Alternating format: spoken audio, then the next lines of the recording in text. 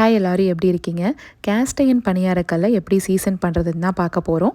இது ஊர்லேயே நான் சீசன் பண்ணி எடுத்துகிட்டு வந்துட்டேன். இண்டஸ் வேலியிலிருந்து தான் இந்த ப்ராடக்ட்டை எனக்கு அனுப்பி வச்சுருந்தாங்க. ஸோ இது ஒரு ப்ராடக்ட் ரிவ்யூவும் கூட. விருப்பம் இருக்கிறவங்க தொடர்ந்து பாருங்கள். கேஸ்ட் அயர்ன் பாத்திரத்தை பொறுத்த வரைக்கும் நல்லா சீசன் பண்ணி வச்சுக்கிட்டோன்னா ரொம்ப நாளைக்கு அது வரும். ஃபஸ்ட்டு எப்போவுமே கேஸ்ட் அயர்ன் பாத்திரங்களில் ஸ்க்ரப்பர் போட்டே கழுவி எடுத்துக்கணுங்க. தொடச்சிட்டு நம்ம அடுப்பில் வச்சு சூடுபடுத்திக்கலாம்.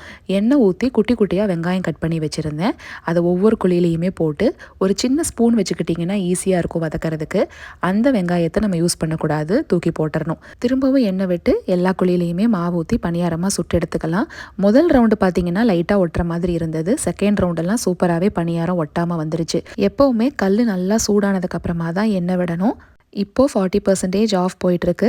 மெயினாக 12ங்கிற கூப்பான் கோட் யூஸ் பண்ணிங்கன்னா இன்னும் எக்ஸ்ட்ரா 12% டிஸ்கவுண்ட் கிடைக்கும்.